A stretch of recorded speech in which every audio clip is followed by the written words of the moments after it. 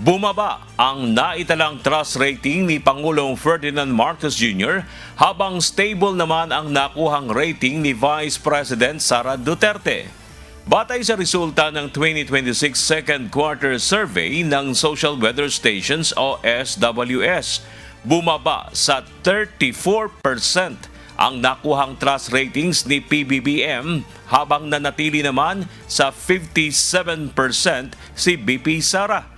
Lumalabas na patuloy ang pagbaba ng trend ng trust rating ng Pangulo mula sa 64% noong July 2024 hanggang sa mga unang bahagi ng 2025. Bahagya lamang itong nakabawi sa 48% noong June 2025, subalit muling bumaba sa mga sumunod na buwan hanggang sa 34% ngayong latest survey. Sa mga naunang pahayag, sinabi ng Malacanang na hindi mahalaga kay PBBM ang mga survey o numero at sa halip ay nakatutok lamang sa kanyang trabaho ang Pangulo.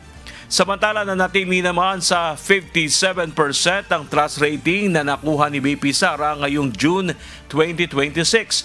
Nakapareho rin ang kanyang nakuha noong Marso ngayong taon ayon sa SWS. Gayunman, bahagyang nadagdagan ang bilang ng mga Pilipino na nagsasabing mayroon silang little trust sa Vice Presidente. Gayon din ang bilang ng mga undecided. Isinagawa ang second quarter SWS survey mula June 20 hanggang June 29 sa pamamagitan ng face-to-face interviews mula sa 1,200 Filipino adult respondents.